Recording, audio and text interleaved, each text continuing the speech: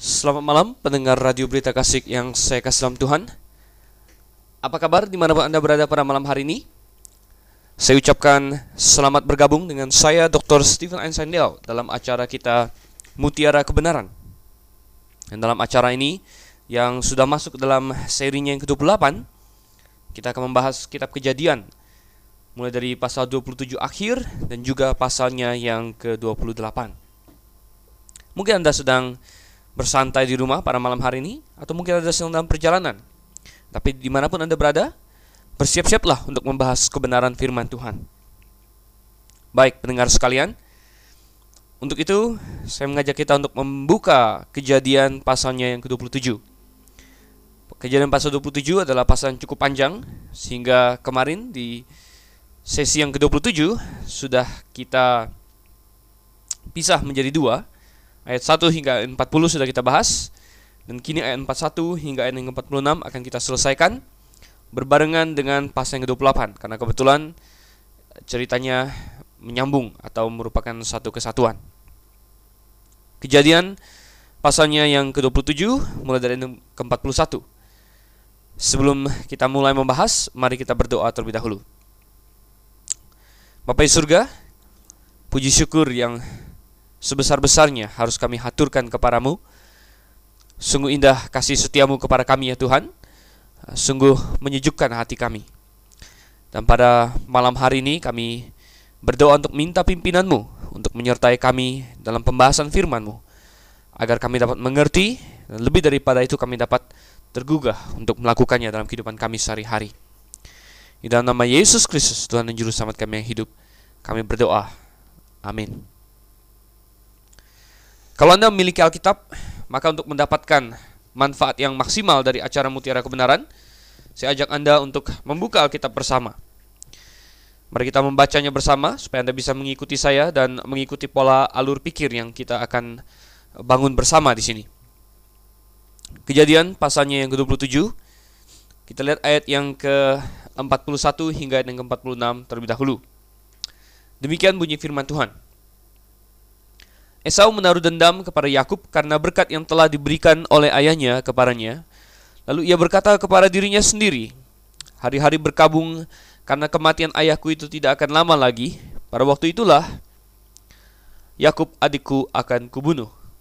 Ketika diberitahukan perkataan Esau anak sulungnya itu kepada Ribka, maka disuruhnyalah memanggil Yakub anak bungsunya. Lalu berkata kepadanya, Esau kakakmu bermaksud membalas dendam membunuh engkau.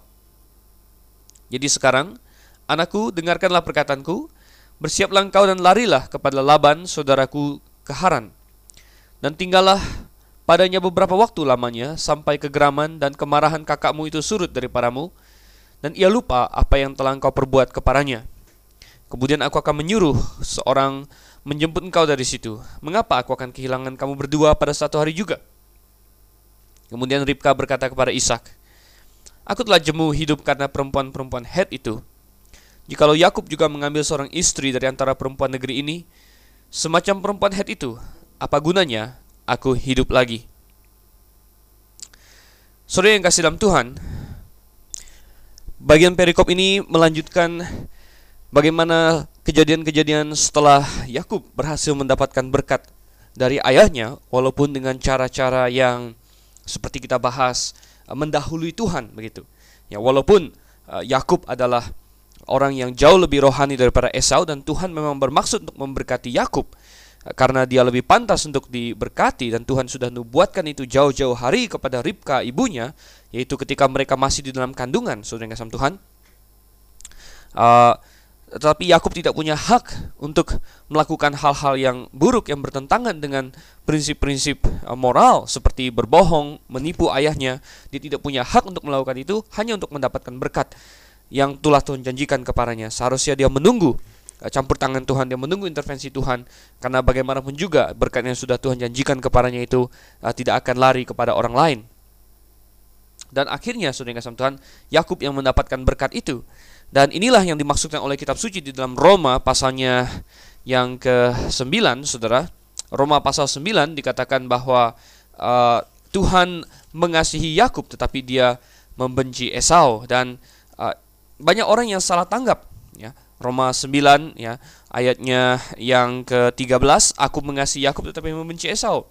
Banyak orang salah tanggap dan melihat di sini bahwa ada orang yang sudah dibenci Tuhan dan ada orang yang sudah dikasihi Tuhan. Orang yang dibenci Tuhan pasti masuk neraka, orang yang dikasihi Tuhan pasti masuk surga. Kaum Calvinis banyak mencoba untuk membangun teologi predestinasi mereka dan pemilihan tanpa syarat mereka dari ayat-ayat ini. Tapi mereka gagal untuk melihat bahwa sebenarnya masalah Esau dan Yakub bukanlah masalah keselamatan, saudara, tapi masalah berkat rohani, ya. Masalah siapakah yang akan mendapatkan hak untuk menjadi nenek moyang dari Sang Mesias. Siapakah yang akan mendapatkan itu? Siapakah yang akan meneruskan garis keturunan Abraham dan Ishak untuk seterusnya menjadi bapa orang-orang beriman, saudara? Itulah yang sedang dibicarakan. Jadi ketika Tuhan memilih Yakub dibandingkan Esau, di situ terlihat bahwa Tuhan mengasihi Yakub dan dia membenci Esau. Bukan membenci dalam pengertian Tuhan ingin memasukkan dia ke dalam neraka tanpa sebab, saudara. Tetapi membenci di situ adalah karena dia tidak memberikan kepada Esau berkat-berkat yang dia berikan kepada Yakub. Dan mengapa, saudara kasih Tuhan? Apakah Allah main cap-cip-cup? Apakah Allah menentukan dari awal tanpa melihat apapun? Oh, tentu bukan demikian. Tetapi dia melihat iman dari kedua orang ini. Dia melihat ya tindakan-tindakan dan pilihan-pilihan dari baik itu Esau maupun Yakub. Dan saudara yang kasih dalam Tuhan, kita dapatkan di sini ya, banyak hal yang sangat menarik bahwa Esau menunjukkan dirinya sebagai orang yang memang tidak layak untuk mendapatkan berkat itu, saudara. Mengapa? Karena dia ternyata bukan hanya seorang yang cabul sebagaimana ditulis dalam Ibrani pasal ke-12, tapi dia juga adalah seorang pembunuh, ya. Memang dia tidak jadi membunuh Yakub, tetapi dia berniat untuk membunuh Yakub. Dan bagi Allah yang Maha Tahu, niat saja sudah berdosa, saudara Tuhan. Di dalam Matius, di dalam khotbah di bukit, Yesus pernah berbicara, mengajar kepada orang banyak. Engkau mendengar telah tertulis bahwa jangan berzina, tapi aku berkata kepadamu, kata Yesus, barang siapa yang melihat dengan kepada seorang perempuan dan mengingininya dalam hatinya, berhawa nafsu di dalam hatinya, ia telah berzinah dengan dia. Barang siapa yang membenci saudaranya, ia sudah melakukan dosa pembunuhan. Dan saudara yang kasih Tuhan, kita berurusan dengan Allah yang Maha Tahu, ya, yang mengetahui pikiran kita, sehingga tidak perlu sampai pikiran itu benar-benar tercetus dalam tindakan. Tuhan sudah bisa menilai apakah kita seorang yang berdosa atau tidak. Saudara yang kasih Tuhan, inilah yang terjadi, ya. Dan Esau di sini menunjukkan dirinya sebagai seorang yang memang tidak layak untuk mendapatkan berkat itu, karena dia ternyata adalah seorang yang tega untuk membunuh adiknya sendiri hanya untuk mendapatkan berkat-berkat jasmani. Dan kita lihat Esau berkata, ya, hari-hari kematian ayahku tidak lama lagi, waktu itulah Yakub adikku akan kubunuh. Rupanya, saudara kasih Tuhan, semua pihak salah kaprah tentang rentang umur Ishak, saudara kasih Tuhan, ya. Ishak sendiri di pasal 27 berkata, aku sudah tua, aku tidak tahu kapan hari kematianku. Nah, kemungkinan besar waktu itu Ishak mengalami sedikit penurunan kesehatan. Dia agak sakit, saudara kasih Tuhan, dan dia merasa dia tidak tahu masihkah dia bisa keluar dari kesakitan itu, sehingga dia memilih untuk memberkati anaknya pada saat itu. Tapi saudara kasih Tuhan, kita dapatkan bahwa ternyata Ishak masih hidup sangat panjang, ya, cukup panjang, sekitar 50-60 tahun kemudian. Kita tahu dari mereka firman Tuhan selanjutnya dalam kitab Kejadian juga bahwa Ishak hidup sampai umur 180 tahun, saudara, ya, bahkan lebih panjang daripada Abraham ayahnya. Dan rupanya masih lama. Dan inilah yang kita lihat bahwa umur manusia ada di tangan Tuhan. Kita tidak bisa menentukan panjang pendeknya. Ada orang yang kita pikir sebentar lagi meninggal, tapi ternyata dia hidup terus, ya. Dia hidup dan dia memiliki kesempatan, ya, untuk hidup, ya. Saya pernah dengar cerita tentang, ini cerita nyata, saudara kasih Tuhan, diberitahu saya, dan di rumah sakit katanya suatu ketika ada seorang yang sakit dan kemudian dia sakit parah sampai akhirnya dia hampir meninggal, saudara kasih Tuhan. Bahkan suatu ketika dia sudah, ya, menurut dokter meninggal, ya. Jadi waktu itu dokter dipanggil, dia sudah menghembuskan nafas, dia tidak bernafas lagi, dokter memeriksa. Dia pakai alat EKG dan dilihat dari EKG sudah rata, saudara kasih Tuhan. Jadi sudah, alat itu sudah beep begitu, ya. Jadi orang itu sudah dinyatakan mati dan dia didorong ke kamar mayat. Tapi pertengahan jalan didorong ke kamar mayat, saudara kasih Tuhan, rupanya ada dokter lain yang datang yang turut menangani kasus dia dan berkata, jangan dibawa dulu, saya mau coba satu kali lagi. Dan Di situ di tengah-tengah perjalanan dari kamar rawatnya ke kamar mayat, maka dia diberikan shock listrik, saudara yang kasih Tuhan. Diberikan shock listrik beberapa kali, dan ternyata setelah dicek dengan EKG, dia hidup lagi, saudara yang kasih Tuhan, ya. Dia kembali dan jantungnya berdetak, tiba-tiba dia bernafas lagi, dan akhirnya orang itu sembuh, dan sampai sekarang katanya masih hidup. Oh, saudara yang Tuhan, luar biasa sekali, ya. Apa jadinya kalau misalnya dokter yang kedua itu tidak datang dan mencegat mereka di tengah jalan? Apa jadinya kalau misalnya dia terlambat 5 menit? Apa jadinya kalau misalnya dia sedikit lalai saja atau sedikit malas, saudara yang Tuhan? Oh, ternyata ya umur manusia tidak ada yang bisa menebak. Ada yang dikira sudah game, sudah selesai, tapi ternyata berjalan terus, ya. Demikian juga Ishak di sini, mengira dia sudah mau selesai, tetapi ternyata Tuhan berkata berbeda, saudara yang Tuhan. Nah, sebaliknya, ada banyak orang mengira umurnya masih panjang. Ya, oh, saya masih muda, saya masih sehat, ya. Saya banyak energi, dan saudara yang kasih Tuhan, apa yang dilakukan oleh mereka? Ya, mereka memfoya-foyakan hidupnya, ya. Tetapi firman Tuhan berkata bahwa kita tidak tahu kapan kita akan meninggal. Orang muda banyak yang meninggal, ya. Nah, apa yang dikatakan oleh pengkhotbah di sini patut untuk kita camkan. Coba kita lihat dalam pengkhotbah pasalnya yang ke-11 ayat yang ke-9 dan yang ke-10, dan ayat pasal 12 ayat yang pertama. Pengkhotbah 11 ayat 9, 10 dan pasal 12 ayat yang pertama. Bersukarialah hai pemuda dalam kemudaanmu, biarlah hatimu bersuka pada masa mudamu, dan turutilah keinginan hatimu dan pandangan matamu, tetapi ketahuilah bahwa karena segala hal ini Allah akan membawa engkau ke pengadilan. Buanglah kesedihan dari hatimu dan jauhkanlah penderitaan dari tubuhmu, karena kemudaan dan fajar hidup adalah kesia-siaan. Ingatlah akan penciptamu pada masa mudamu, sebelum tiba hari-hari yang malang dan mendekat tahun-tahun yang kau katakan tak ada kesenangan bagiku di dalamnya. Saudara kasih Tuhan, kalaupun umur Anda masih panjang, kalaupun, ya, maka hal yang paling bijaksana adalah untuk memakai hidup yang masih panjang ini untuk memuliakan nama Tuhan, untuk melayani Dia, ya. Jangan Anda berpikir, oh, saya mau melayani Tuhan kalau saya sudah tua. Saudara kasih Tuhan, kalau Anda sudah tua, Anda sudah berjalan saja susah, bernafas banyak batuknya, ya. Tenaga sudah sangat lemah. Apakah yang akan Anda persembahkan kepada Tuhan? Energi apakah yang ingin Anda berikan kepada Tuhan? Tetapi saudara kasih Tuhan, yang indah adalah kita mempersembahkan hidup kita kepada Tuhan sejak kita masih muda, saudara kasih Tuhan. Kita giat bekerja untuk Tuhan. Itu yang indah, yang perlu kita lakukan. Dan dengan demikian maka kita tidak akan sia-sia hidup ini. Jadi kita lihat Ishak salah mengenai hari kematiannya, dan kita juga bisa salah, saudara kasih Tuhan. Kita kembali ke perikop, dan puji syukur ternyata rencana Esau ketahuan oleh Ribka. Dan Ribka segera bertindak. Kita sudah lihat bagaimana dia adalah seorang wanita yang memiliki pemikiran yang sangat cepat dan kuat sekali dalam melakukan segala sesuatu, ya, cepat bertindak.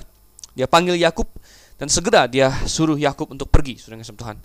Nah, walaupun baik Ribka dan Yakub sadar bahwa memang adalah benar bahwa Yakub yang mendapat berkat itu, dan walaupun Yakub bisa saja untuk tetap tinggal di situ, mempertahankan diri dan berjuang atas apa yang menjadi haknya, tetapi kedua mereka, ayah, anak maupun ibu, sadar juga bahwa mungkin adalah terbaik jikalau ia menyingkir untuk sesaat, ya. Dia pergi sebentar sampai reda kemarahan kakaknya, dan rupanya estimasi atau perkiraan dari Ribka bahwa Esau hanya akan marah sebentar saja itu terbukti, saudara kasih Tuhan. Belakangan kita tahu bahwa Esau setelah lama lupa akan peristiwa itu. Tentu saja seorang ibu tahu dengan sangat baik sifat-sifat dari anak-anaknya.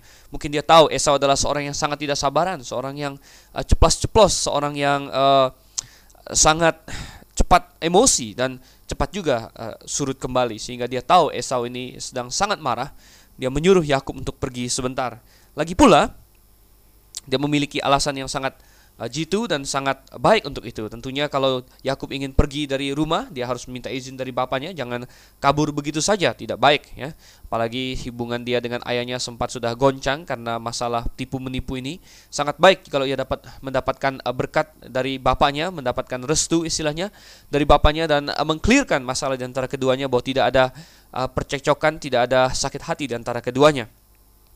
Sehingga Ribka datang kepada Ishak dan berkata kepada Ishak bahwa sungguh dia sudah jemu dengan istri dari Esau, saudara kasih Tuhan. Dia jemu dengan mereka, dan Dia berkata, untuk apa aku hidup kalau misalnya Yakub juga mengambil seorang istri yang seperti itu, ya. Sungguh ini seharusnya merupakan satu hal yang memukul bagi Ishak. Karena apa? Ishak rupanya tidak bertanggung jawab untuk mencarikan istri bagi anak-anaknya, sebagaimana Abraham telah mencarikan istri bagi Ishak sendiri, saudara. Tapi Ishak rupanya tidak dengan cepat memutuskan untuk mencari istri bagi Esau dan Yakub. Bahkan Yakub yang kemungkinan sampai dengan perikop ini sudah berumur minimal 50-60 tahun, ternyata masih belum punya seorang istri. Dan untuk itulah akhirnya bapaknya merestui kepergiannya, sebagaimana yang akan kita baca dari pasal yang ke-28 ayat 1 hingga ayatnya yang ke-9. Pasal 28 ayat 1 hingga ayatnya yang ke-9. Kemudian Ishak memanggil Yakub lalu memberkati dia serta memesankan kepadanya, katanya, "Janganlah mengambil istri dari perempuan Kanaan, bersiaplah, pergilah ke padang Aram ke rumah Betuel, ayah ibumu, dan ambillah dari situ seorang istri dari anak-anak Laban, saudara ibumu. Moga-moga Allah yang Maha Kuasa memberkati engkau, membuat engkau beranak cucu dan membuat engkau menjadi banyak, sehingga engkau menjadi sekumpulan bangsa-bangsa. Moga-moga Ia memberikan kepadamu berkat yang untuk Abraham, kepadamu serta kepada keturunanmu, sehingga engkau memiliki negeri ini yang kau diami sebagai orang asing, yang telah diberikan Allah kepada Abraham." Demikianlah Ishak melepas Yakub, lalu berangkatlah Yakub ke padang Aram, kepada Laban anak Betuel, orang Aram itu, saudara Ribka, ibu Yakub dan Esau.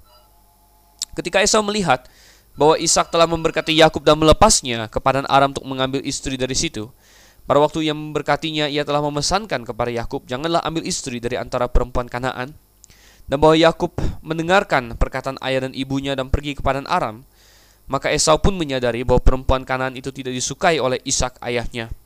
Sebab itu ia pergi kepada Ismail dan mengambil Mahalat menjadi istrinya di samping kedua istrinya yang telah ada. Mahalat adalah anak Ismail, anak Abraham, adik Nebayot. Ya, saudara yang kasih Tuhan, kita dapatkan di sini bagaimana Ishak akhirnya memberkati Yakub. Dia melepasnya pergi, katanya, "Ya, silakan pergi." Dan sebagaimana Abraham telah menyuruh hambanya untuk mencarikan istri bagi Ishak dari antara kaum keluarganya, demikianlah strategi yang sama dipakai oleh Ishak dan Ribka di sini, di mana Yakub dikirim secara khusus kembali kepada Laban, saudara kasih Tuhan. Kita tahu Laban adalah saudara kandung dari Ribka sendiri. Jadi dengan kata lain, Yakub di sini pergi kepada pamannya.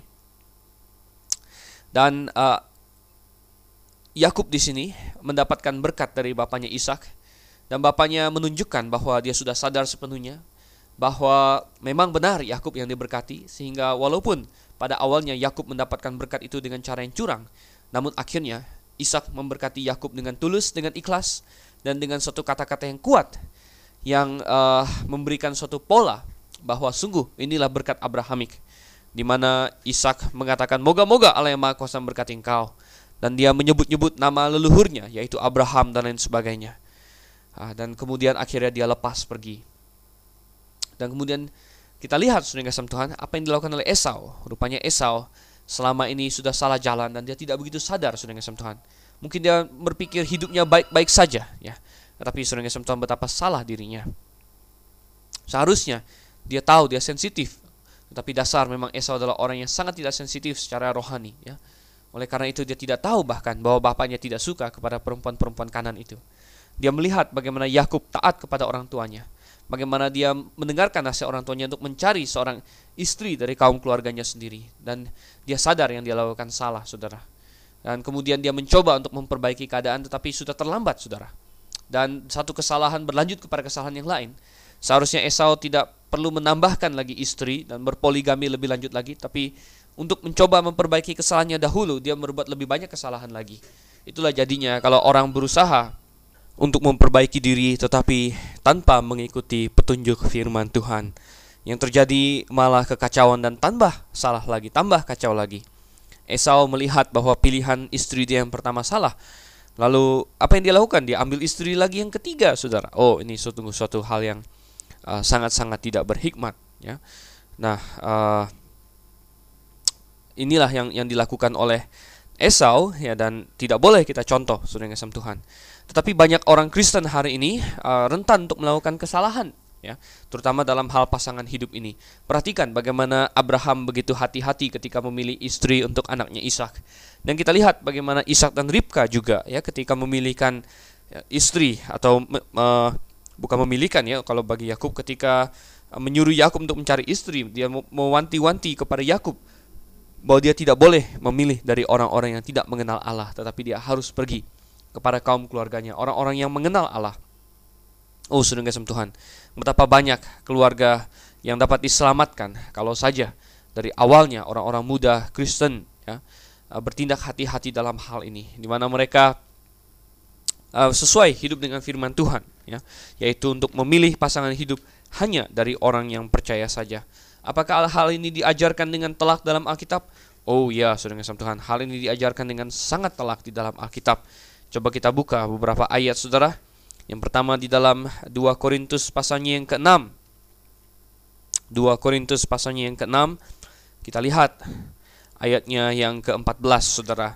2 Korintus 6 ayat 14 berbunyi, "Janganlah kamu merupakan pasangan yang tidak seimbang dengan orang-orang yang tak percaya." Oh, saudara kasih Tuhan, Anda baca ayat ini? Oh, anak muda yang sedang mendengarkan, janganlah menjadi pasangan yang tidak seimbang dengan orang-orang yang tak percaya. Artinya kita tidak berpacaran dengan mereka, kita tidak menjalin hubungan untuk menuju kepada pernikahan dengan mereka. Dan saudara kasih Tuhan, percuma kalau kita memiliki berbagai dalih. Kita berkata, oh nanti kalau sudah menjadi pasangan saya, sudah menjadi istri saya, sudah menjadi suami saya bisa tarik mereka kepada Tuhan. Oh, itu adalah pemikiran yang salah, saudara kasih Tuhan. Mungkin 1 di antara 10 ada yang berhasil, tapi berapa banyak yang tidak berhasil. Jangan juga kita terjebak kepada banyak orang yang nanti ikut ke gereja, ikut seolah-olah percaya, tetapi hanya untuk sementara saja. Nanti sudah menikah baru terlihat bahwa sesungguhnya dia belum percaya, dia tidak percaya. Dan sungguh betapa banyaknya air mata dan kesakitan hati yang harus ditempuh setelah itu. Mendapatkan pasangan yang tidak percaya kepada Tuhan, saudara, berarti mengkompromikan keselamatan anak-anak kita, di mana anak-anak seharusnya dibesarkan oleh kedua orang tua yang sehati membimbing mereka di dalam jalan Tuhan. Tapi ketika salah satu orang tua tidak mengenal Tuhan, saudara yang kasih Tuhan, maka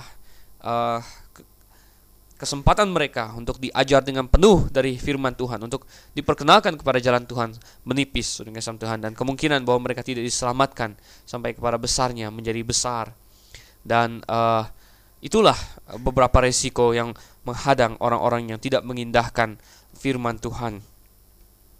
Kita lihat bagaimana Yakub dia pergi melewati suatu perjalanan yang jauh. Dan ada suatu perbedaan antara kisah Yakub dengan kisah Ishak, saudara. Ketika Ishak ingin mengambil istri, bapaknya mewanti-wanti agar Ishak jangan meninggalkan daerah Kanaan, jangan meninggalkan tanah Palestina. Tetapi tentang Yakub ini agak sedikit berbeda, di mana dia justru diutus pergi, saudara yang kasih Tuhan. Apa yang menjadi perbedaan? Oh, sungguh, saudara yang kasih Tuhan, situasinya berbeda. Nomor 1, kita tahu bahwa Yakub memang sedang dikejar-kejar oleh Esau, dia sedang dibenci oleh Esau, sehingga sangat pas sekali kalau dia menghilang untuk sementara, dia pergi untuk sementara. Ya. Dan perbedaan latar belakang inilah, dan Tuhan mengizinkan Yakub untuk meninggalkan tanah Kanaan, walaupun dia tidak mengizinkan Ishak untuk meninggalkan tanah Kanaan. Mengapa, saudara kasih Tuhan? Mungkin karena Tuhan ingin membentuk karakter Yakub lebih lagi. Ingat bahwa dia akan menjadi bapa dari 12 suku Israel. Dan untuk menjadi bapa dari 12 orang anak, saudara kasih Tuhan, yang nanti akan terbukti sangat keras kepala ke-12 orang itu, penuh dengan permasalahan karakter mereka sendiri, permasalahan moral mereka sendiri, untuk menjadi bapa dari ke-12 orang itu dan membentuk 12 orang anak untuk besar mengasihi Tuhan, sungguh bukan suatu tugas yang mudah dan memerlukan pembangunan karakter dari pihak Yakub sendiri. Dan untuk itu Tuhan menyiapkan kurikulum untuk dia lalui di tanah Padan Aram, di rumah pamannya Laban. Tuhan memakai situasi-situasi sulit yang akan dia alami di sana. Tuhan memakai kesendirian dia di sana untuk membentuk dia. Oh, saya dapatkan, saudara Tuhan, ketika kita sendirian, terpisah dari support kita, terpisah dari mungkin orang-orang yang dekat yang selama ini menjamin keberadaan kita. Kita merasa sendirian, kita merasa sangat rapuh, kita merasa tidak memiliki jaring pengaman. Saat itulah jaring pengaman kita adalah Tuhan. Saat itulah kita bersandar penuh kepada Tuhan, kita dekat kepada Tuhan, kita berdoa terus kepadanya. Ya, saudara kasih Tuhan, ada bagusnya Yakub untuk disuruh pergi ke Padan Aram untuk sementara waktu, karena disitulah dia belajar untuk sungguh-sungguh berserah kepada Tuhan, dibentuk karakternya, mempersiapkan diri untuk menjadi Israel, untuk menjadi bapa dari ke-12 suku yang akan menjadi bangsa Israel, saudara yang kasih Tuhan. Nah, kita lanjutkan lagi sekarang dalam pasalnya yang ke-28, saudara, ayatnya yang ke-10 hingga ayatnya yang ke-22. Kita habiskan saja Kejadian pasalnya yang ke-28, ayatnya yang ke-10 hingga ayatnya yang ke-22. Demikian bunyi firman Tuhan. Maka Yakub berangkat dari Beersheba dan pergi ke Haran. Ia sampai di suatu tempat dan bermalam di situ karena matahari telah terbenam. Ia mengambil sebuah batu yang terletak di tempat itu dan dipakainya sebagai alas kepala, lalu membaringkan dirinya di tempat itu. Maka bermimpilah ia, di bumi ada didirikan sebuah tangga yang ujungnya sampai ke langit, dan tampaklah malaikat-malaikat Allah turun naik di tangga itu. Berdirilah Tuhan di sampingnya dan berfirman, Akulah Tuhan, Allah Abraham nenekmu dan Allah Ishak. Tanah tempat engkau berbaring ini akan kuberikan kepadamu dan kepada keturunanmu. Keturunanmu akan menjadi seperti debu tanah banyaknya, dan kau akan mengembang ke sebelah timur, barat, utara, dan selatan, dan olehmu serta keturunanmu semua kaum di muka bumi akan mendapat berkat. Sesungguhnya aku menyertai engkau, dan aku akan melindungi engkau kemanapun engkau pergi, dan aku akan membawa engkau kembali ke negeri ini, sebab aku tidak akan meninggalkan engkau, melainkan tetap melakukan apa yang kujanjikan kepadamu. Ketika Yakub bangun dari tidurnya, berkatalah ia, Sesungguhnya Tuhan ada di tempat ini dan aku tidak mengetahuinya. Ia takut dan berkata, Alangkah dahsyatnya tempat ini. Ini tidak lain dari rumah Allah. Ini pintu gerbang sorga. Keesokan harinya pagi-pagi, Yakub mengambil batu yang dipakainya sebagai alas kepala dan mendirikan itu menjadi tugu dan menuang minyak ke atasnya. Ia menamai tempat itu Betel, dahulu nama kota itu Luz. Lalu bernazarlah Yakub, jika Allah akan menyertai dan akan melindungi aku di jalan yang kutempuh ini, memberikan kepadaku roti untuk dimakan dan pakaian untuk dipakai, sehingga aku selamat kembali ke rumah ayahku, maka Tuhan akan menjadi Allahku. Dan batu yang kudirikan sebagai tugu ini akan menjadi rumah Allah. Dari segala sesuatu yang kau berikan kepadaku akan selalu kupersembahkan 1/10 kepadamu. Yakub berjalan dan berjalan dan berjalan. Perjalanan ini akan dia tempuh dari Palestina ke tanah kelahiran ibunya, ya, daerah Padan Aram sana, ya. Adalah suatu perjalanan yang jauh, ya, beratus-ratus bahkan perjalanan yang beratus-ratus mil, ya, memakan waktu yang cukup lama, ya. Mungkin dia sebagai seorang laki-laki muda yang dalam usia prima, mungkin dia akan dapatkan bahwa lebih mudah, tetapi semudah-mudahnya pun, saudara kasih Tuhan, itu adalah perjalanan yang sangat jauh yang akan menghabiskan banyak energi. Saya yakin Ishak dan Ribka mengutus Yakub bukan dengan tangan hampa, tetapi dia diberi bekal uangkah, diberi bekal sedikit makanan untuk hari-hari pertamanya. Tapi saudara kasih Tuhan, tentulah ada banyak hal yang merasuk pikiran Yakub. Dia merasa sangat-sangat sendirian tentunya. Dia merasa sangat-sangat tidak pasti, ya. Dia sedang pergi ke suatu tempat yang tidak pernah dia pergi sebelumnya. Dia tidak tahu kapan dia akan kembali, ya. Ada banyak 1001 pertanyaan yang mungkin terus mengaung di kepalanya. Apakah dia telah melakukan hal yang benar? Mungkin dia bertanya-tanya tentang berkat yang telah dia terima. Sungguhkah Ishak ayahnya telah mengikhlaskan berkat itu kepadanya?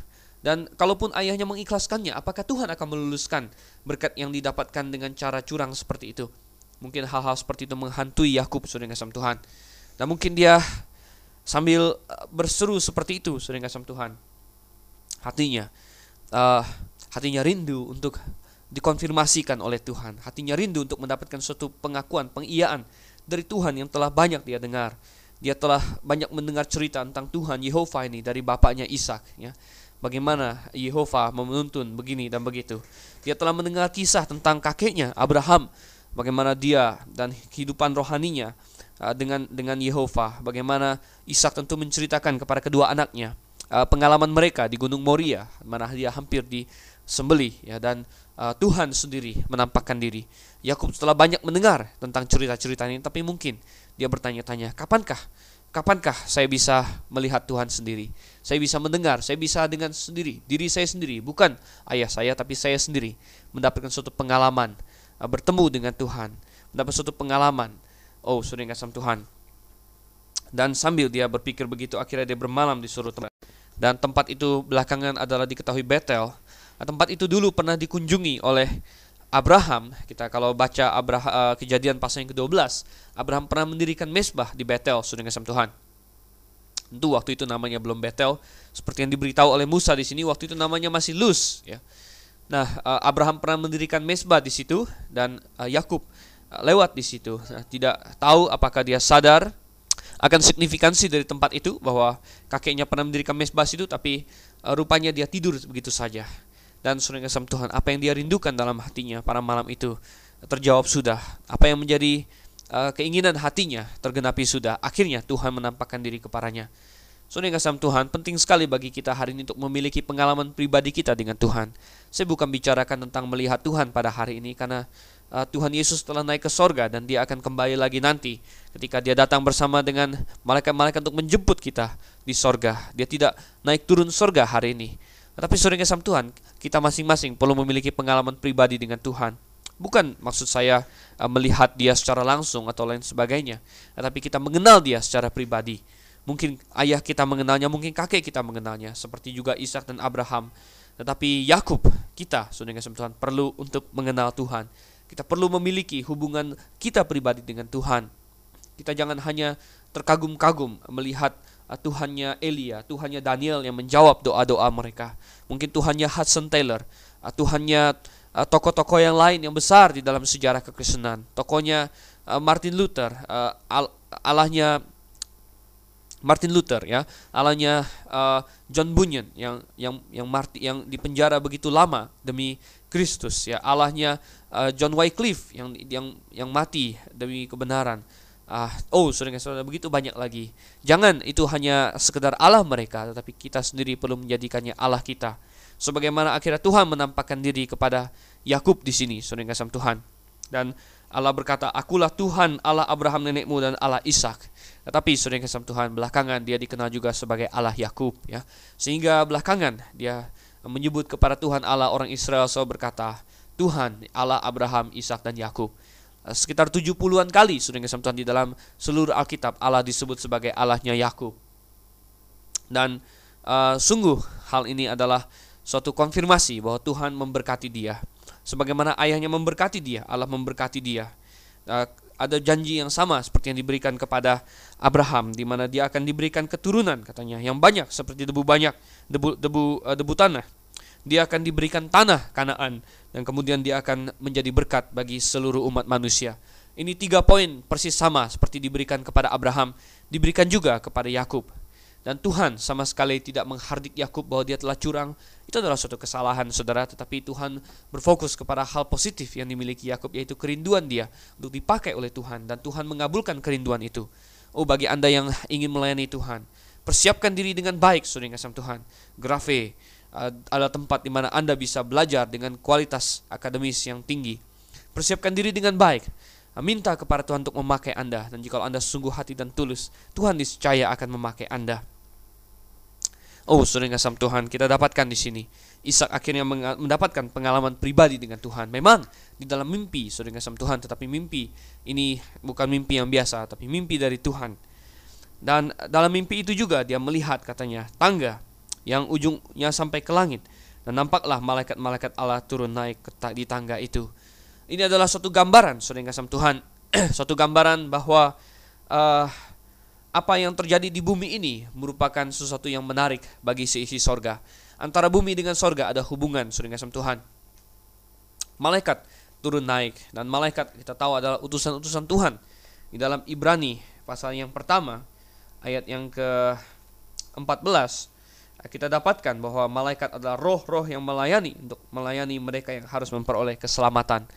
Malaikat memiliki suatu ketertarikan yang besar akan dunia manusia. Mereka tertarik dengan bagaimana manusia bikin ini dan bikin itu, terutama yang berhubungan dengan hal rohani. Dan kita dapatkan di sini gambaran Yakub di mana mereka naik turun sorga. Dan saudara kasih Tuhan, tentulah masalah naik turun sorga di atas sebuah tangga ini membawa kita kepada pertanyaan, adakah penduduk bumi memiliki akses ke sorga, saudara? Memang ketika Adam dan Hawa masih polos, masih tanpa dosa di Taman Eden, mereka memiliki persekutuan yang indah dengan Tuhan. Tidak ada rasa takut, tidak ada suatu jurang pemisah antara Allah dengan manusia. Tetapi sejak dosa, saudara yang kasih Tuhan, masuk ke dalam dunia, ada jurang yang memisahkan antara manusia berdosa dengan Tuhan. Tetapi saudara yang kasih Tuhan, ketika Yakub melihat tangga itu, dia tahu bahwa sebenarnya ada jalan ke sorga, ada jalan ke sorga. Dan ini berhubungan dengan janji Abrahamik, saudara. Perjanjian berkat Abrahamik yang ingin Tuhan turunkan kepada Yakub adalah janji untuk menjadi nenek moyang Mesias. Dan Mesias itulah yang akan menjadi, saudara yang kasih Tuhan, tangga dari bumi ke sorga itu. Dan hal inilah yang dikatakan oleh Yesus di dalam Injil. Di dalam Injil, ya. Coba kita buka di dalam Injil Yohanes pasalnya yang pertama, saudara, yaitu ketika Tuhan bertemu dengan Nathanael. Dan Nathanael, saudara yang kasih Tuhan, kaget ketika Tuhan memberitahu kepada dia bahwa dia duduk di bawah pohon ara waktu itu. Mungkin dia pikir tidak ada yang sedang melihatnya. Tapi Tuhan berkata kepada Nathanael dalam Yohanes 1 ayatnya yang ke-50. Yohanes 1 ayat yang ke-50. Yesus menjawab katanya, "Karena aku berkata kepadamu, aku melihat engkau di bawah pohon ara, maka engkau percaya? Engkau akan melihat hal-hal yang lebih besar daripada itu." Lalu kata Yesus kepadanya, "Aku berkata kepadamu, sesungguhnya engkau akan melihat langit terbuka dan malaikat-malaikat Allah turun naik kepada anak manusia." Oh, saudara kasih Tuhan, Yesus datang ke bumi agar jalan dari bumi ke sorga dapat rampung. Dan sungguh pas bahwa Yesus menunjukkan dirinya sebagai tangga ke sorga. Dan memang manusia dipisahkan dari sorga karena dosa-dosa mereka. Dosa tidak dapat menghampiri Allah yang Maha Kudus, tidak dapat masuk ke surga yang tanpa dosa. Oleh karena itu dosa harus diselesaikan dulu. Tetapi dosa tidak dapat diselesaikan dengan cara perbuatan baik. Perbuatan baik tidak dapat menetralisir racun, saudara. Dosa adalah racun yang membawa maut. Kalau saya berikan Anda 1 gelas racun, saudara, bisakah Anda menghilangkan racun itu dengan menambahkan gula? Oh tidak, saudara kasih Tuhan. Gula bisa Anda tambahkan, tetapi itu tetap racun. Mungkin agak lebih manis sedikit, tapi tetap racun, saudara kasih Tuhan. Demikian juga orang yang berdosa, dia bisa mencoba berbuat baik dengan sebanyak mungkin, dan mungkin hidupnya akan lebih manis, hidupnya lebih menyenangkan bagi orang lain, tetapi dia tetap mati dalam dosanya karena racunnya belum diselesaikan. Nah, satu-satunya penyelesaian dosa adalah hukum harus dijatuhkan. Dosa harus dihukum, saudara kasih Tuhan. Dan inilah satu-satunya cara untuk menyelesaikan dosa. Tapi bagaimana? Adakah jalan keluar agar manusia tidak perlu dihukum? Satu-satunya cara adalah jikalau ada orang lain yang tidak berdosa, yang rela menerima hukuman manusia. Dan pribadi itu adalah tidak lain Yesus Kristus, Tuhan dan Juru Selamat, yang Allah menjadi manusia. Saudara yang kasih Tuhan, itulah sebabnya ketika dia mati di kayu salib, dia sedang menanggung dosa seisi dunia. Dia merampungkan tangga dari bumi ke sorga itu. Dan pada hari ini barang siapa yang percaya kepadanya dengan segenap hati, beroleh keselamatan, beroleh kepastian hidup yang kekal. Mengapa, saudara? Karena dosanya ditanggungkan kepada Yesus Kristus, sehingga dia dihitung sebagai orang-orang yang tidak berdosa, orang-orang kudus. Nah, kita dapatkan, saudara yang kasih Tuhan, hal-hal yang menarik di sini. Ketika Yakub bangun dari tidurnya, katanya, dia sangat kaget, saudara. Dan dia berkata, "Sesungguhnya Tuhan ada di tempat ini dan aku tidak mengetahuinya." Tuhan ada di tempat ini. Ketika Yesus lahir, dikatakan Immanuel, Tuhan Allah beserta kita. Dan bagi setiap orang percaya, Yesus memiliki janji bagi mereka yang setia melakukan perintahnya untuk menjadikan segala bangsa muridnya. Matius 28 ayat 20, "Aku menyertai engkau sampai kepada akhir zaman." Kadang-kadang kita tidak sadar Tuhan ada bersama dengan kita. Kita seperti Yakub, kita berkata, "Sesungguhnya Tuhan ada di tempat ini, aku tidak mengetahuinya." Mungkin dalam lika-liku hidup kita ada kesulitan. Dan saat itu kita bertanya, "Di mana Tuhan?" Oh, Tuhan ada di sisi Anda. Tuhan sedang menopang Anda. Saudara yang kasih Tuhan, kita lihat. Dan Yakub di sini akhirnya menamai tempat itu Betel, yang artinya rumah Allah, saudara. Rumah Allah, pintu gerbang sorga. Betel akhirnya menjadi tempat yang cukup penting dalam sejarah Israel. Belakangan memang dia terlibat ke dalam penyembahan berhala, yaitu setelah Israel terbagi dua. Dan sejak saat itu dia tenggelam, saudara kasih Tuhan. Tetapi kita lihat sebelumnya Betel menjadi tempat yang sangat mengandung makna-makna nostalgik tentunya bagi Yakub di kemudian hari. Dan kita lihat Yakub melakukan nazar, ya. Yakub melakukan nazar dan dia berkata, jika Allah akan menyertai dan melindungi aku di jalan yang kutempuh ini, Allah akan menjadi Allahku. Ini bukan berarti bahwa selama ini Yakub tidak menyembah Allah yang benar. Selama ini Yakub memang menyembah Allah yang benar. Dan saudara yang ini bukan berarti juga bahwa Yakub main tawar-tawaran dengan Tuhan, bahwa kalau Tuhan tidak memberkati dia tidak mau menjadikan Allah Tuhannya. Bukan seperti itu, saudara. Tetapi kita melihat di sini bahasa Ibrani bisa juga, jika di situ bisa diterjemahkan juga karena atau sejak. Karena Allah akan menyertai dan melindungi aku. Ini semacam nazar, semacam suatu keyakinan bahwa apa yang dikatakan akan terjadi. Oleh karena itu dia akan membayarkan nazarnya. Dan sungguh sering sama Tuhan. Kita lihat Yakub berjanji untuk memberikan 1/10 bahkan dari seluruh miliknya kepada Tuhan. Bagi banyak orang Kristen, sering sama Tuhan, ini adalah suatu jumlah yang besar sekali, ya. Tetapi Yakub sukarela melakukannya. Dia rindu untuk memberikan sesuatu kepada Tuhan. Dia rindu untuk ikut ambil bagian, dan salah satu itu adalah 1/10. Tidak yakin di mana dan kepada siapa dia memberikan 1/10 itu. Mungkin setelah dia kembali ke tanah Kanaan dia baru memberi 1/10. Tetapi yang jelas Yakub tidak memberikan 1/10 ini karena paksaan, saudara kasih Tuhan. Nah, pada zaman itu belum jelas hukumnya, belum ada hukum Taurat, belum ada keharusan untuk memberikan 1/10. Dari mana kita tanya Yakub bisa tahu tentang 1/10? Rupanya 1/10 adalah sesuatu yang lebih lama daripada hukum Taurat. Hukum Taurat belum diberikan, tapi Yakub bisa tahu tentang 1/10. Artinya 1/10 bukanlah sesuatu yang berkaitan dengan hukum Taurat, tetapi adalah sesuatu yang jauh sebelum itu. Abraham memberikan 1/10 kepada Melkisedek, seorang imam dari Allah yang Maha Tinggi. Dan rupanya mereka tahu tentang 1/10, saudara. Mereka memberikannya dengan sukarela untuk menunjang hamba-hamba Tuhan yang hidup pada zaman mereka. Demikian juga ketika pada zaman Perjanjian Lama, hukum Taurat 1/10 dipakai untuk menunjang kehidupan para imam dan orang Lewi. Nah, bagaimana dengan pada zaman sekarang? Apakah 1/10 masih ada, saudara?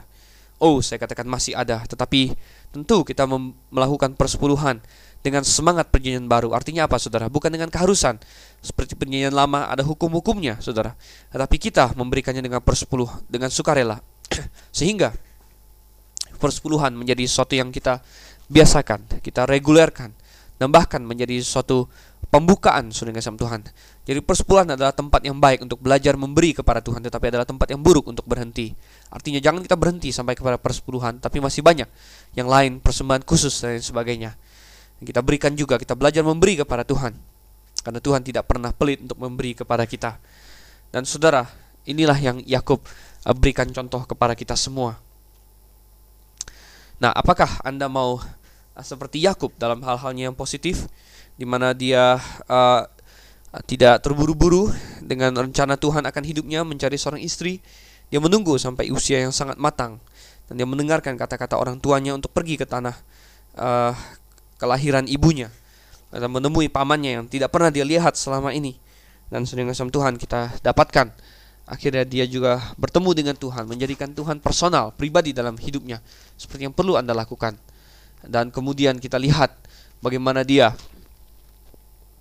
menjanjikan 1/10 dari segala yang dia miliki kepada Tuhan. Dan ini sungguh adalah suatu hal yang indah dari Yakub, saudara. Tuhan tidak menghardiknya karena apa yang dia perbuat. Memang dia telah berbuat curang, dan dia akan mendapat hukumannya, saudara.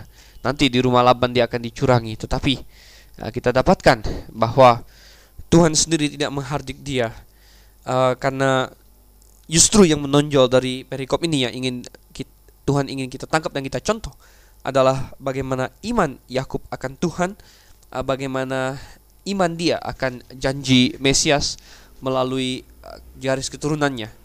Dan itulah yang membuat dia menjadi orang yang lain daripada yang lain, dan yang dipilih Tuhan untuk menjadi nenek moyang Mesias. Baiklah, saudara yang kasih Tuhan, jadi itulah adalah pasal 27 terakhir dan pasal yang ke-28. Dan ujung-ujungnya memang akhirnya Yakub pergi dari orang tuanya, dia mengembara, dan nanti kita akan lihat di pasal 29 bagaimana dia sampai ke rumah Laban, yaitu kakak dari ibunya. Oke, untuk itu saya akan tinggal dan undur diri dulu dari hadapan pemirsa sekalian. Kiranya pembahasan firman Tuhan pada malam hari ini telah berguna dan dapat membangkitkan pengetahuan Anda akan kebenaran. Saya Dr. Stephen Anseliau mengucapkan selamat malam pada saat ini, dan Maranatha.